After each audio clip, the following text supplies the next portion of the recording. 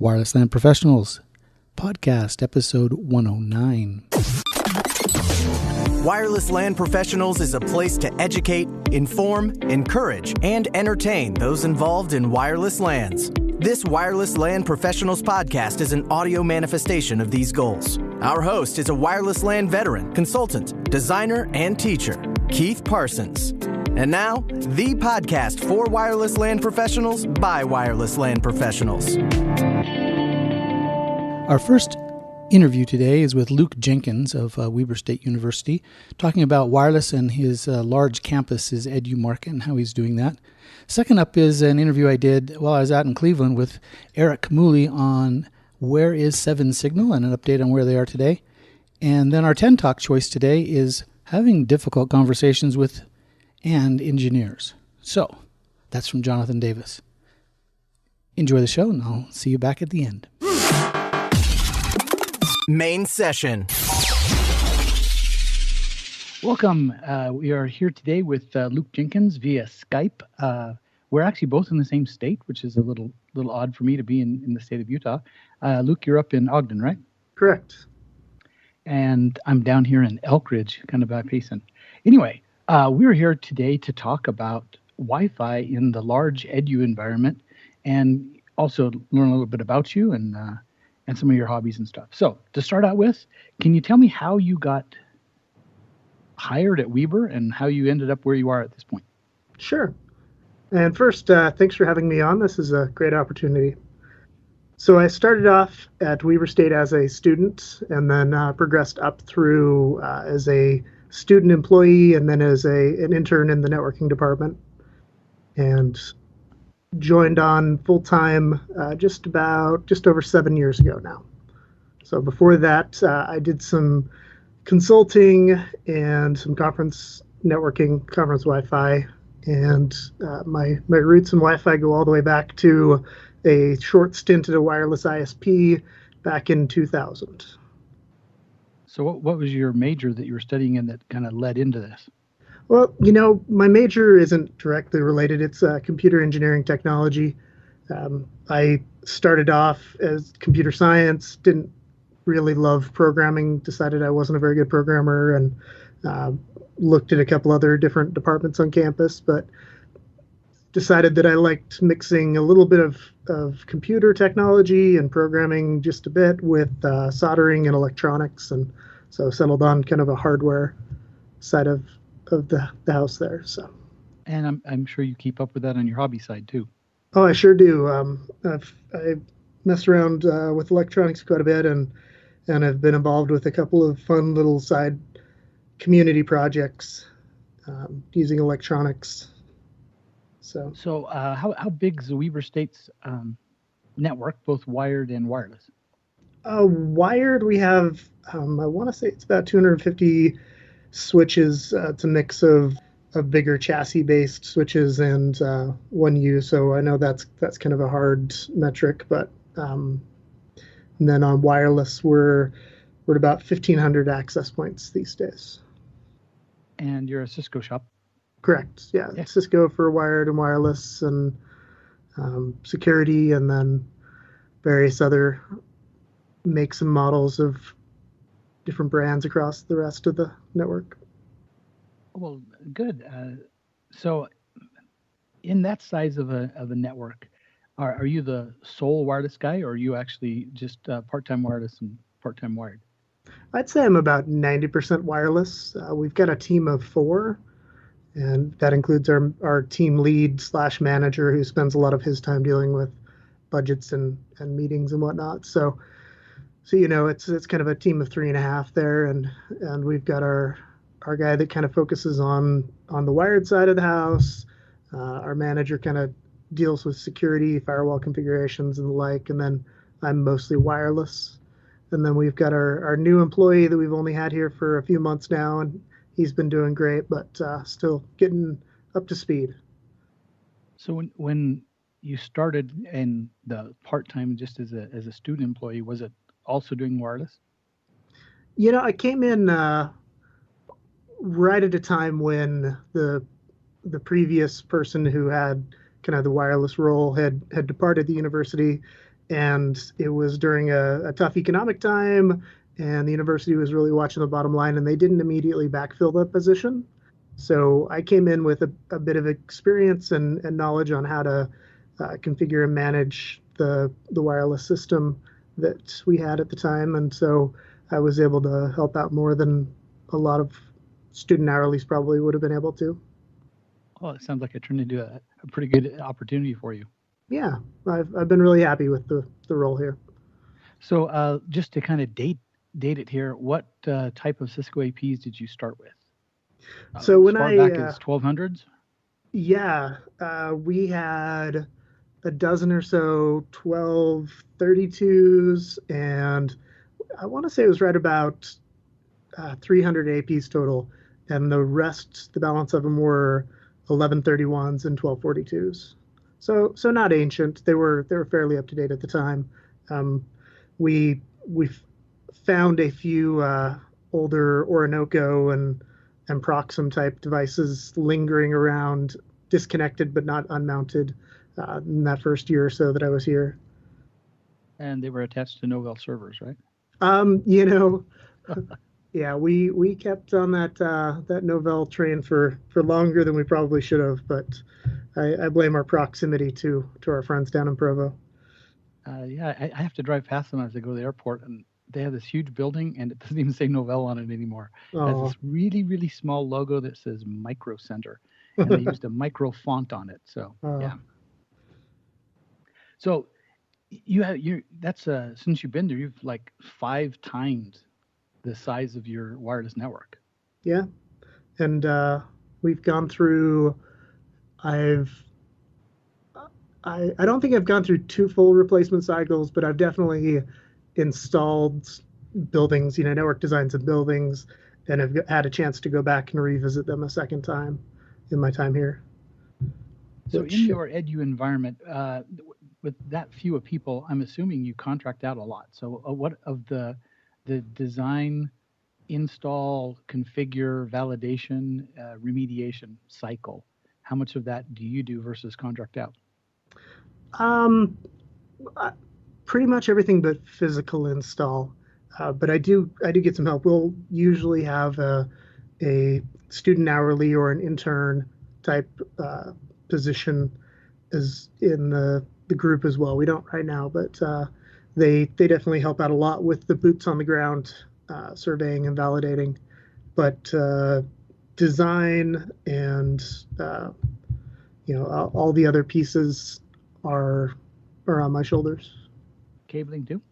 No, we contract out everything with pulling the cable and hanging the AP.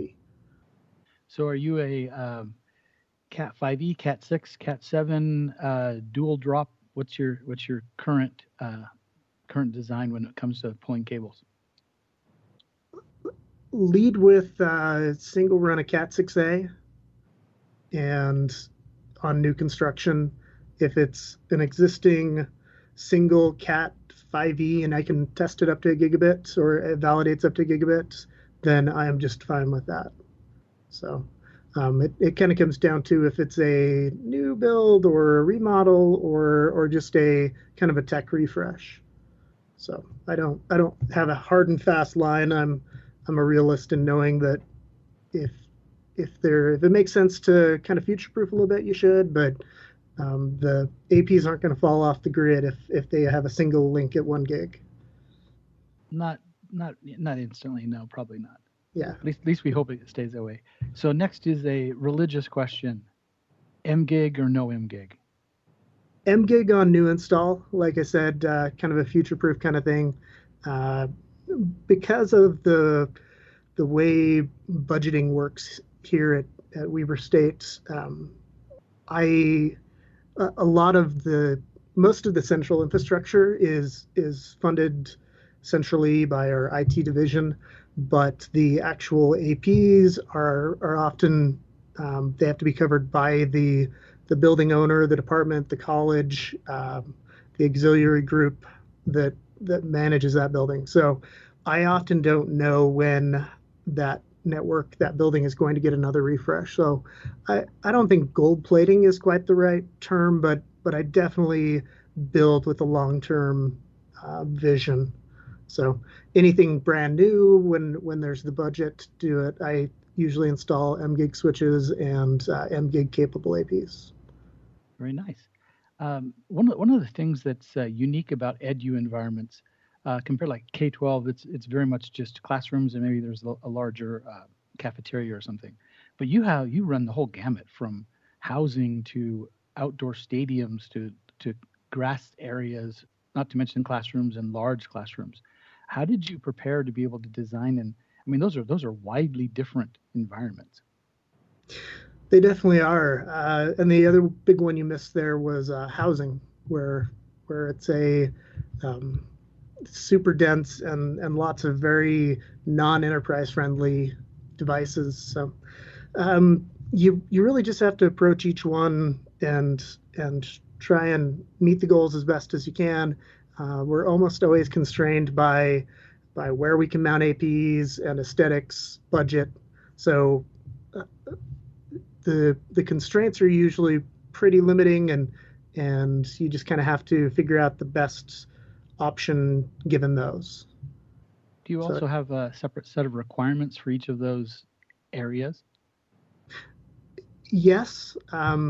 The nice thing is that I kind of, as both the customer, the owner, the engineer, I get to set those requirements. And of course, I have to figure out what my customers, the end users, will need there. But it's a little bit in ways easier than being a contractor where you're talking to someone who might not fully understand that. So you go into the bathroom, look in the mirror, and talk to yourself. Well, what do you think this housing should need? What do I think? Exactly. Yep. At least there's a good person on the other end listening to you. Yeah, but unfortunately, neither of us are going anywhere. So we gotta keep working together. Yeah, that's when you're self-employed, you have one of the worst bosses in the world. That's right. So give me an example of what would be a different requirement in one of these different areas you have to design for. For outdoor, you would think that the aesthetics would matter less, but on our campus they seem to matter more. So we have people who really enjoy the look and the aesthetic of some of our buildings. I mean, our institution is 125 years old, but we've only been up at our current location for 65, 70 years. So a good portion of our buildings were built in the 60s, 50s and 60s when just nobody really cared about what buildings looked like. It was all about function. But so we don't have any of those really classic, the 150-year-old original building or cathedral. It'd be nice if we did, but even without those, we still have people who really care about what our buildings look like and what is hanging on the side of them. So getting good outdoor coverage while trying to keep the APs in a not super conspicuous location is definitely a challenge. Can you just paint them all purple? We actually have a very specific color of almost like an orange sandstone brick. That's very consistent brick. Yeah, across the campus. So I think I'd have to get a bunch of those bricks from an old demo project and grind them up and paint them onto an AP. I think that's the fix. So. Yeah, but your colors are purple, so Yeah. Maybe if you just put a big U on it, a big W on it. Yeah, the U would be someone else. Yep. No, well, I appreciate your input and feedback there. Another question for you, just kind of off topic here. I know you're into some other hobbies. What are your hobbies, and do they tie into your love of Wi-Fi? Yeah, I've been into ham radio for quite a while. I got my first ham radio license at 17, I want to say, and having that RF background as I started to get into Wi-Fi a few years later really helped understand the harder to grasp parts of our profession. So it's definitely a fun hobby that I'd recommend to any wireless engineer or anyone who's thinking about getting into wireless. And anyone who's not a ham and thinks that our 2.4 gig is we get to talk really quiet, we're really quiet compared to what hams can do in that same frequency. Indeed, yeah. It's 1.5 kilowatts, I believe, if the link requires it. That's all. Just a little thing. And we're over here with microwatts. Yep. Well, how can someone get in touch with you if they want to? Do you blog on Twitter? I do. I do have a blog. As everyone says, I don't blog enough. I blog at wifiluke.com, and I'm on Twitter a whole lot, and it's at wifiluke. So those are probably the best ways to see what I've published and to be able to get in touch with me. Well, and one final thing here, I'll give you a chance to put a plug in for the security conference you're involved in. Can you tell us a little bit about SaintCon and when and where it is and how someone could get involved? Sure. Thanks for the opportunity for that. I'm involved with the Community Network and Computer Security Convention.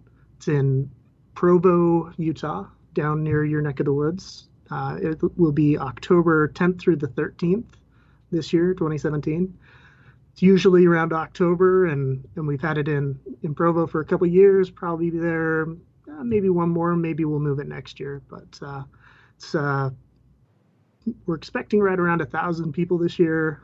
And so it's going to definitely be a large conference for the market we're in, but very reasonably priced, and so a lot of value there. So make sure to go check it out. It's at saintcon.org.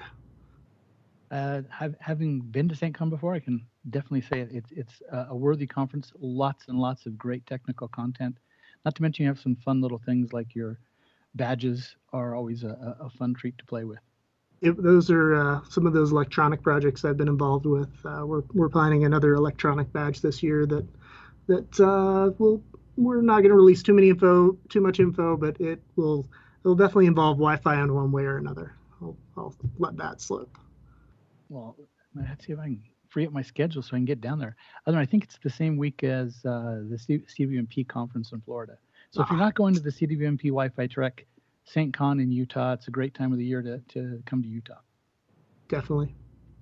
Well, thanks for your time. Thank you, Keith. Thanks. Bye. Bad 5 Minute with Eddie Ferrero. Welcome to your Bad 5 Minute with me, Eddie Ferrero from badfi.com. I'm often asked what the most common type of bad fi that I see is, and that's just going to be your standard bad AP placement. More specifically, though, today I'm going to talk about APs placed on metal because I see it so much. I know I shouldn't be, but I'm still surprised that so many people don't have a clue that placing an AP on or very near metal ain't good. I see APs on metal, below metal, besides metal, surrounded by metal, in metal boxes. Why is this a problem? Well, besides the possibility of the metal blocking the RF signals completely or in a certain direction, antennas are made of metal, right? So bringing antennas close to other metal objects can have dramatic effects on its performance. So a metal plate, let's say, or a wall or a column can act as a mirror to that antenna. And this can cause interference or distortion of the signal because of the high level of immediate reflections that can feed back into the radio chain. Also, the antenna pattern could be changed due to the reflections. It's also possible that the tuning of the frequency itself could be affected so that it changes to another band altogether. So if you must mount an access point to or near a metal object, the best thing you can do is provide some sort of offset of at least several inches so that the reflections are not as immediate, or better yet, use external antennas that are directional as well as offset from the metal object, because we're still dealing with the back lobes and the side lobes. So it's also possible that this can apply to concrete walls and other materials that are RF reflective. So yeah, metal is bad. Keep your APs away from metal if at all possible. Links to examples of this are in the show notes, so take a few minutes and have a look. Talk at you next time. WLAN Interview. Well, today we're here in Cleveland, Ohio. I'm with the VP of Product Management and Marketing, Eric Camulli. How are you? I'm doing great, Keith. Great. So what was the event we had here in the last couple of days? Well, the last couple of days we were here in downtown Cleveland, and we were together with our customers and partners. It was our inaugural Customer Advisory Council. So how did you think it turned out? I thought it was amazing. The number one thing that any software company needs to do is listen to its customers. And by inviting key folks from the field to come here, get in a room, collaborate, communicate with one another, it was just a fantastic opportunity for us, a growing software company, to get the feedback that we need in order to take our platform to the next level. Good. I enjoyed it. I learned a lot. It was good being here. So what's the current status of Seven Signal? You've been around for how many years? Sure. Seven Signal's been around for probably 8, close to 9 years. The roots go back to Helsinki, Finland. Veli-Pekka Kettunen, our founder, came from Nokia in Finland. He came over here about 4 years ago, and that's when things really started to take off, because Wi-Fi at that point was starting to become mission critical in hospitals, universities, large enterprises with campuses. And so our system started to take off from the standpoint of it became increasingly difficult to manage Wi-Fi using the traditional walk-around tools. And so by putting our system in place, we're able to have problems and issues and challenges come to Wi-Fi administrators, network administrators. We're really starting to see a lot of traction in, again, global organizations who have difficulty tracking and understanding Wi-Fi in remote locations. So we're very excited about 2017 and beyond. So you have two platforms. One is more fixed-based. One's mobile. That's right. Tell me about those two, Yeah. and how you use them differently. Sure. Our flagship product is the Sapphire Eye, and the Sapphire Eye is a high-performance client and Wi-Fi sensor. And it's going to attach to your Wi-Fi network just like a client does. It's going to perform active tests like throughput, packet loss, latency, and jitter testing. It's going to authenticate to your network, get an IP address, and it's really benchmarking your network 24 hours a day, 7 days a week. It also not just the RF, all the way. You can have it go and talk to remote sites. That's right. The Sapphire Eye can connect to 5, 6 access points, and you can put those in strategic locations around the globe if you wish, and have all of that performance data then sent back to you centrally. So it's not just RF data of the association cycle, but also ping data, throughput back to is your DHCP server running as DNS Exactly. app? Yeah. That's exactly right. Radius, we're actually testing for authentication failures as well. And when we do that throughput testing, to your point, we place test endpoints strategically in data centers around the globe or wherever you wish. And what's that endpoint? Is one of your products? It is. We call it the Sonar, and the Sonar is a small piece of software that you can place anywhere in the world, and we have customers who will put them on in various locations, strategic locations, in order to test throughput that their clients are receiving to those various locations 24 hours a day around the clock. The Sapphire Eye also has a built-in spectrum analyzer, so we can detect what kind of interference or noise is in the air, and it also gives you the ability to do remote packet capture. So that's the Sapphire platform. Mm-hmm. The other platform is... Just before we move on, it also has a unique antenna pattern. Yeah. It does, yes. It does have a patented antenna array inside of it. There are 6 directional antennas inside the Sapphire Eye with very high gain. It's a directional antenna array, so it shoots a beam of energy really far in one area, up to 6 dB of gain. So what that means is one Sapphire Eye can attach, based upon signal strength, 5, 6, 7, 8 access points. Do a test, disconnect, go to the next access point, and the next, and the next. And in that manner, it's not really a one-to-one overlay, but rather a ratio. A ratio, exactly. Okay.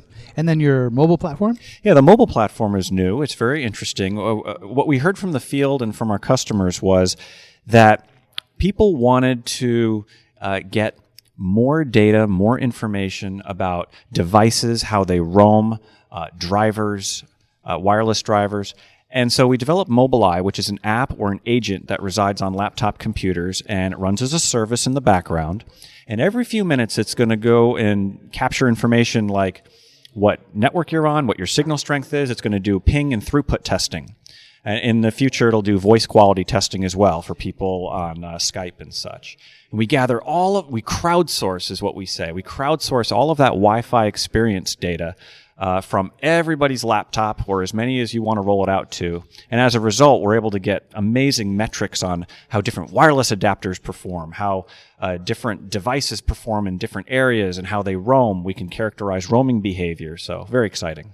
Okay, good. Is that do you put that on all devices or statistical sample? And what's the rate? How many do you need to get really decent data off of your network? Well, the more the better, of course. But it's really up to you and the use case. So we're talking to some customers who, because they're plagued with so many incoming phone calls from different people in different remote offices everywhere, they want to have mobile eye on all of their laptop computers, all of their devices, such that when somebody calls, they can immediately look up their device, see what network they're connected to, the access point data rate, the throughput, the latency. They can see it immediately. And then other organizations, they're going to do more of like a 5-to-1 type of a ratio, one mobile eye for every 5 employees or 5 devices to try to keep or control costs. And that gives them the data that they need in order to understand what roaming is like in a particular area. So you have a fixed system and a mobile system. What's the business model on those two, and how do they react different? Sure. So the Sapphire Eye as well as the Mobile Eye Agent, they're both per device. So per Sapphire Eye is how we sell that. So for instance, in your environment, if we had 5-6 access points, we would sell you one Sapphire Eye, and then and that's an annual subscription. So you would buy that and you would renew that every year for the software. So is that a CapEx up front plus a OpEx, or is it just a pure OpEx play? No, it is a CapEx in that you would purchase the Eye and you would own it. And then you'd pay for the software subscription every year. Now there is a permanent or perpetual license option, and the payback period, if you go subscription, is about 3 to 4 years. So it would be equal to one perpetual license. Now for Mobile Eye, it's per device, so it's a different pricing model because we want to encourage people to roll it out. A lot more devices. Exactly. Yeah. So in that sense, we're really talking more like per device, about $20 to $30 a year for a device, depending upon quantity. And of course, for those organizations who want to roll it out massively to 5,000, 10,000 laptops or devices, then the pricing just keeps better and better and better. So in all kind of software plays like this, people talk about cloud. So is the Sapphire cloud-based, or is the mobile cloud-based, or how does the cloud fit into this? Sure, absolutely. So, and we all know cloud is just somebody else's computer. That's right. So in both situations, we will have our server in the cloud. And what that means is, from a Sapphire Eye standpoint, we ship you the Sapphire Eye, you plug it in, and it's actually going to foam home, so to speak. And so all of this management, all of the servers, all of the databases are going to be in our cloud that we're hosting for you. So you really just have the only hardware that you have is on site. We just have the endpoint in ours, yeah. Exactly. And then with Mobile Eye, same thing. It's really more of your traditional SaaS type of a solution where you just download the app from the App Store, or you download the agent to your laptop computer through a link that we give you, and you just sign in.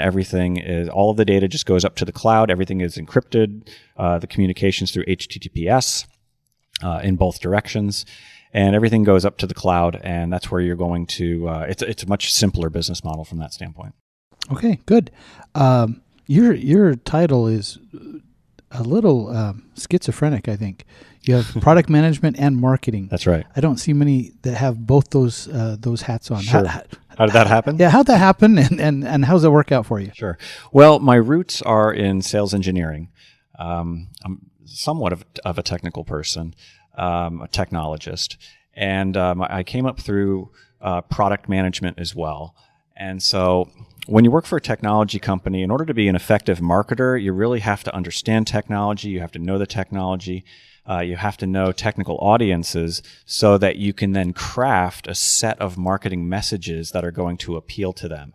And then when you're in a small company, a growing company, then sometimes you do have to wear many hats. And so that's really kind of the origin of that story. That's good, and I think you'd be a much better marketer when you were on the side of making it. That's right. That's right. Now, a big part of my responsibility is to be concerned with user experience and usability of our software, and that's something that we're working hard on.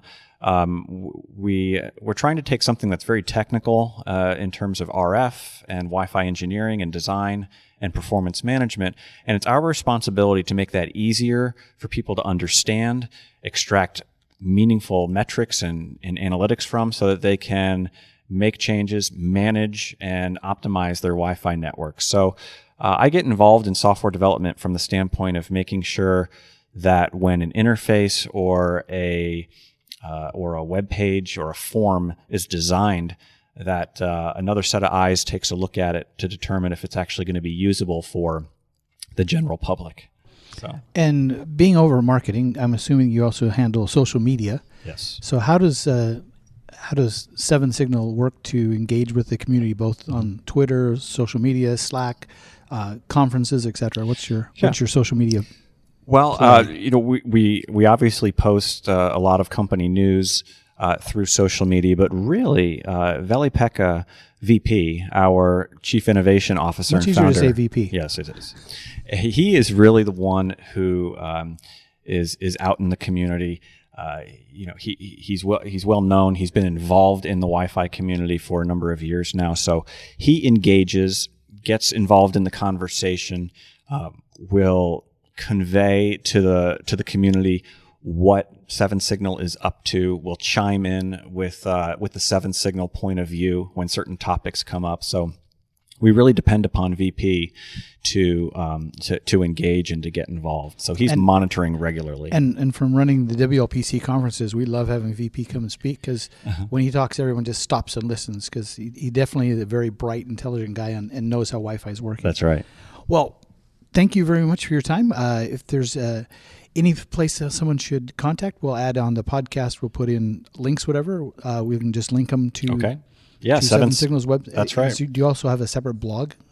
What, sevensignal.com/blog.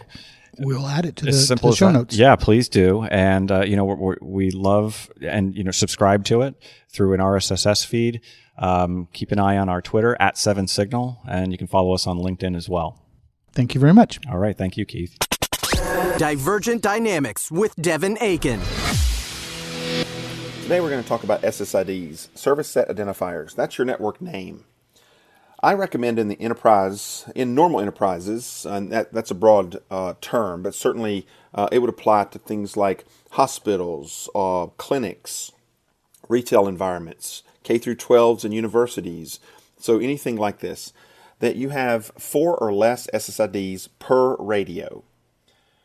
And I recommend that you have an SSID only on one radio so that the clients cannot roam between 2.4 gig and 5 gig, which will negatively impact your user experience in most scenarios. If your SSIDs are not on both bands, then there's no need to use band steering. In high-density scenarios, it might also be helpful to decrease your SSID count per radio to 2 or less. And in very high density, just one SSID. But in your very high density scenarios, if you have to put your SSID on both bands, you will need to use band steering. And there are many band steering configuration settings. I recommend in very high density scenarios that you force. That's kind of a generic term, but it means that if a client can get onto 5 gig, that you make it go onto 5 gig or you don't let it connect at all. In other words, don't let a 5 gig capable client go to 2.4 gigahertz under any circumstances. Now this certainly could cause a problem with the bottom 1% of clients due to the client driver and the band steering mechanism in conflict. I recommend that you use 24 megabit minimum basic rates for most deployments unless your APs are sparsely deployed, and then consider 12 megabit minimum basic rate instead. Using either 24 or 12, preferably 24, this will greatly decrease the airtime overhead used by beacons and probe responses. For a better understanding of the airtime overhead caused by beacons and probe responses, take a look at Andrew Van Naj's SSID overhead calculator at revolutionwifi.net. It's available both as a spreadsheet and an iPhone app for free. Big thanks to Andrew for this amazing tool. Next, don't hide your SSIDs unless it's for a temporary network. This can cause an unnecessary number of support calls and degraded user experience due to users getting confused.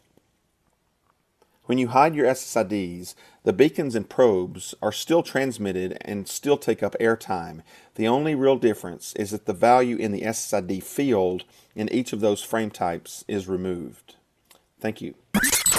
10 Talks.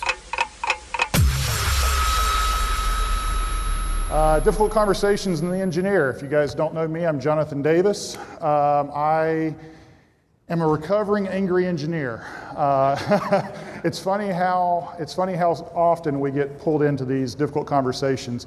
And something I began noticing a few years ago was that more often than not, I could be in a room, there could be the elephant in the corner, and everyone else is ignoring the elephant. I'm looking at the elephant, I'm looking at everyone else, and I'm going, okay, I'm the only one that's noticed it, and I'm going to let it lie. I'm going to leave it alone, right? Because I don't want to be the person who brings it up, and therefore the person whose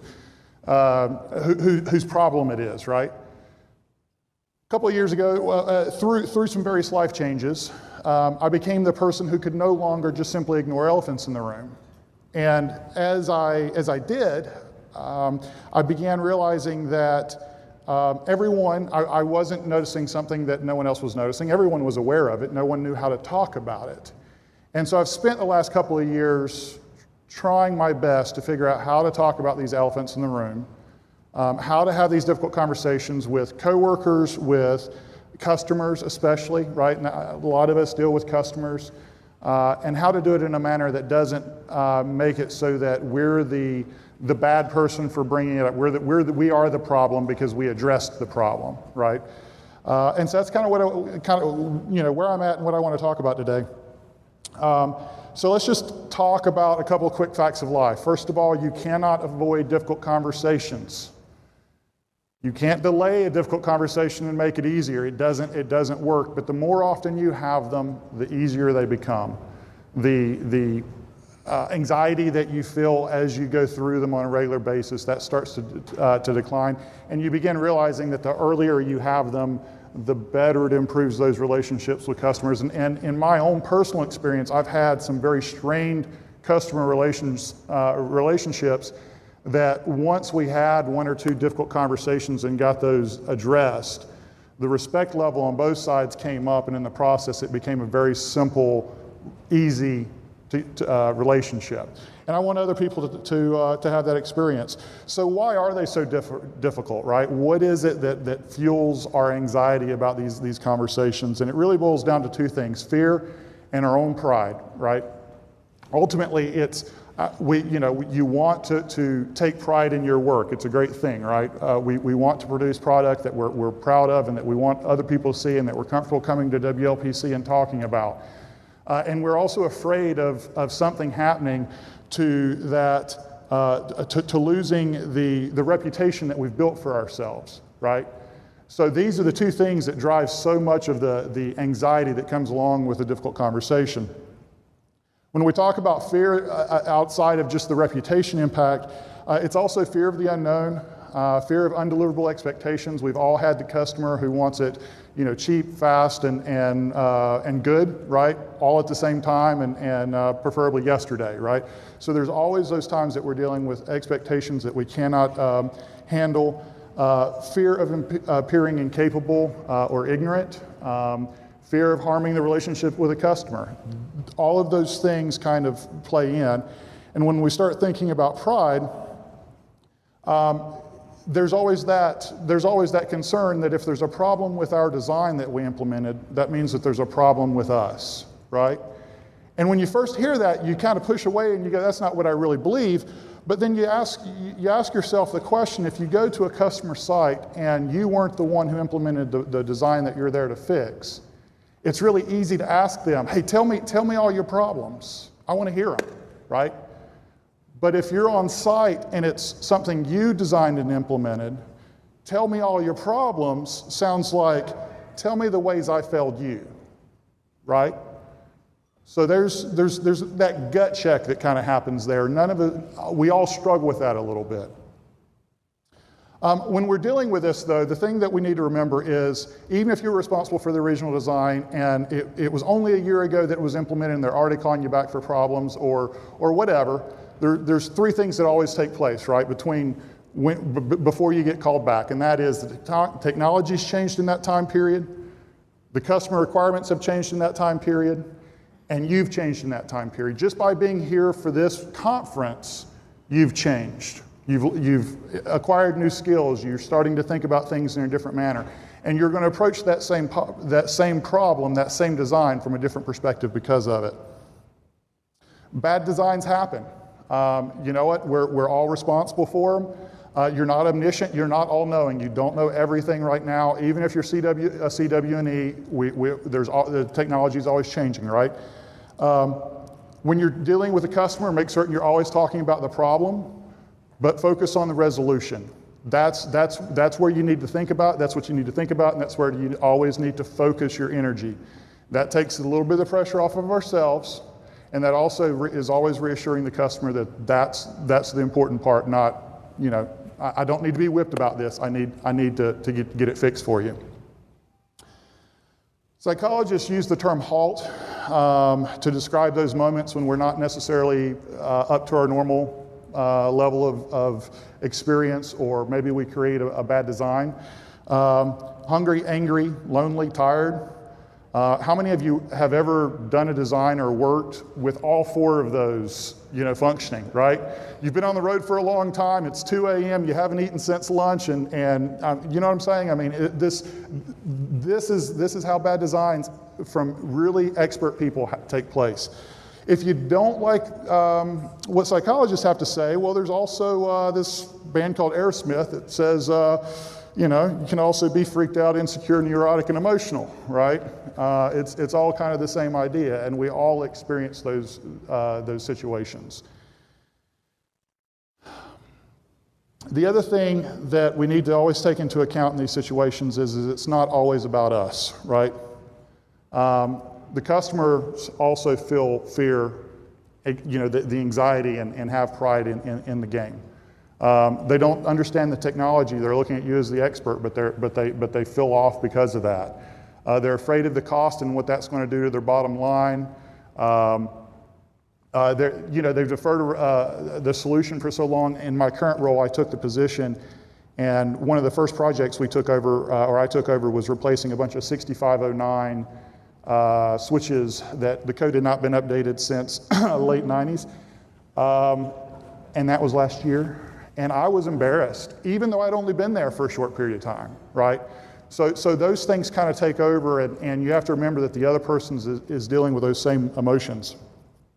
When we start thinking about steps forward and how to deal with this, number one, just take a breath. Figure out if you're feeling halt, right? Fill out if you're feeling fine. Figure that out. But then again, go back to that whole, you're working towards a resolution. Attempt to make every conversation feel like it's a conversation between two equals. And this one's difficult, right? Because you're explaining technical concepts to someone who may or may not get it. So watch your language, leave your jargon at the door. It's really easy, especially if we feel like we're being attacked a little bit, man. We'll jargon up real fast, right? We've all done it. We start talking IEEE stuff or something along those lines just to lose the individual, just to prove the point that we know what we're doing. We all do it. But be careful what you're using. This is easy to mess up, not just because of our ego, but also just out of habit. Build a metaphorical toolbox of metaphors. This is one of those things that really suits me well. I just threw up some that really kind of quickly came to mind. I mean, I use so many of these, and this is one of those ways that you can bridge that gap with a customer, right? In a way that you can explain the technology in a way that they can understand, And so you can make them feel like they understand what's going on. And it doesn't have to be perfect. We both know RF and artificial light aren't exactly the same. But if you're using a light bulb to describe a coverage pattern on a floor, and how industrial shelving in a warehouse can create RF or create dB loss, this is a great way of doing it, right? Ask lots of questions. Ensure that the real problem is being addressed. And the real important thing here is discuss the elephant, not the mess the elephant's making. If you're only talking about the mess the elephant's making, you're going to keep having the conversation. And difficult conversations are difficult, and they're hard to have once. You certainly don't want to have them multiple times. Don't be defensive. This is a hard one. Focus on the resolution, stick to the facts, follow up, and follow through. The last one is the most important part. Quick summary: acknowledge your fear and check your ego. Recognize that their pride and fear is involved as well. Communicate as equals always. Always work towards a resolution, and then follow up and follow through. My contact information, I'm just a little bit over. Thank you for your time. Thank you for allowing me to cover something that's completely non-technical, but I think hopefully helps us all.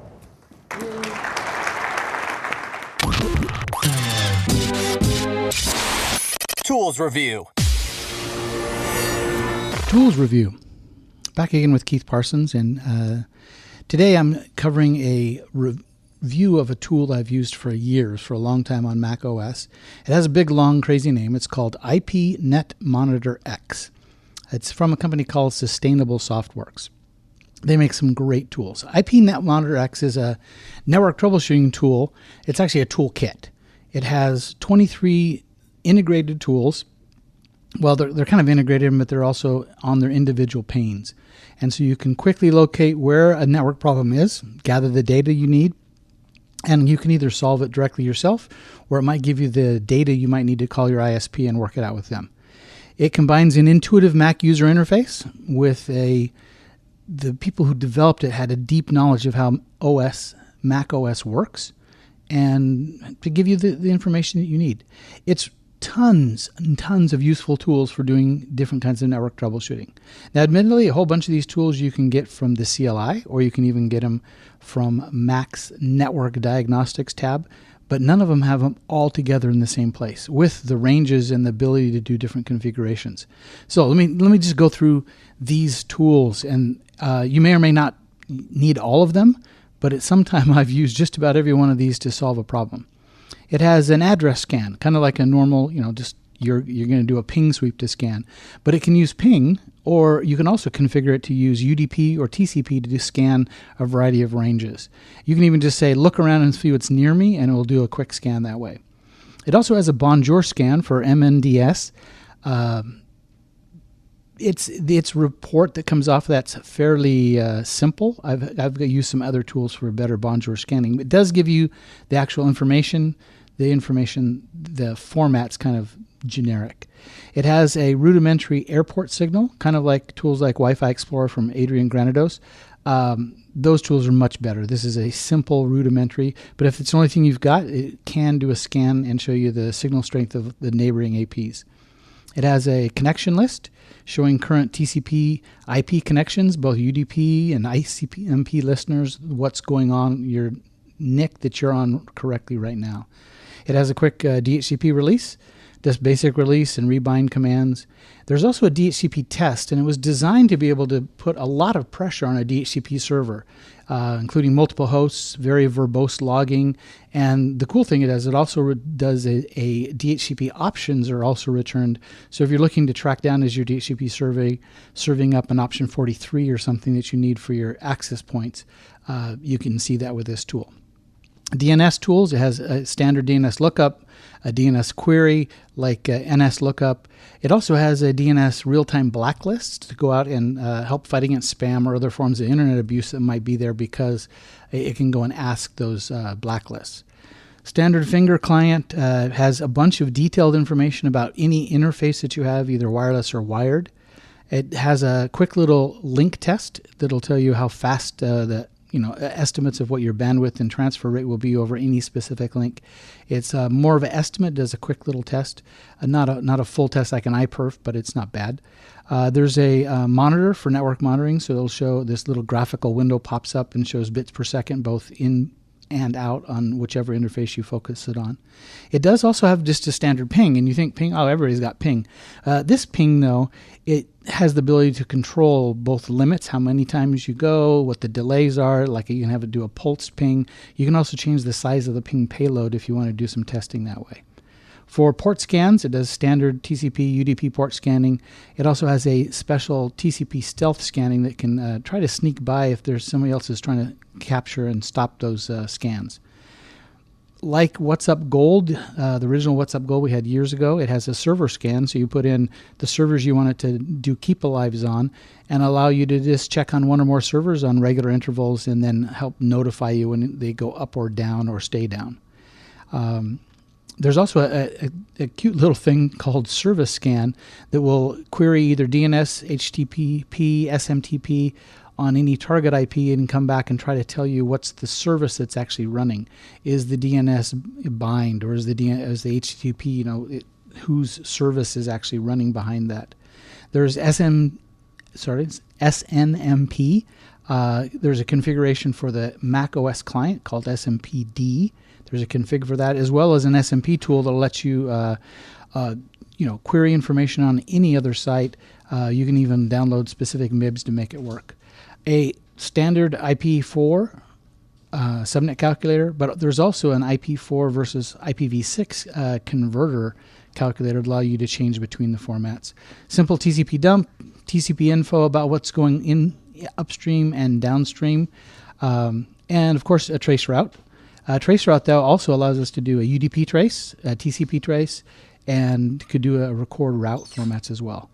And finally, it's also got a whois, searches the internet database like anything else. So IP Net Monitor X is a full-featured, comprehensive set of tools. You can do network troubleshooting analysis from any Mac OS platform. Sure, you can do any of these from a CLI in the terminal window, but having the entire suite in the GUI format with lots of supporting online documentation and tons of explanations, it's really worthy of adding this to any professional's toolkit. The cost on this, though, it's a little steep. It's a $70 cost for a single license. If you buy more, you can get them on, obviously, a discount for larger quantities. But this one's found a worthy place in my Mac OS dock. I probably don't use it as often as some other tools, but when I need it, I really need this one. So it's called IP Net Monitor X, and links for this will be in the show notes. Thank you. Wireless LAN terminology. Rogue AP. This is a wireless access point that has either been installed on a secure company network without explicit authorization or has been created to conduct man-in-the-middle attacks. We finished another episode of Wireless LAN Professionals Podcast. This was episode 109. We talked to Luke Jenkins about why wireless LANs on a large edu campus, as well as Eric Camulli on 7 Signal. If you have any questions or feedback or ideas for future episodes, go ahead and leave comments at Wireless LAN Professionals website, which is wlanpros.com. Thank you. Thank you for joining us for another episode of the Wireless LAN Professionals Podcast, the podcast for wireless LAN professionals by wireless LAN professionals. Be sure to follow us on Twitter at Wireless LAN Pros for all the latest news and updates, and also connect directly with Keith on Twitter at Keith R. Parsons. Head over to www.wlanpros.com for this episode's show notes, as well as the latest in all things Wi-Fi.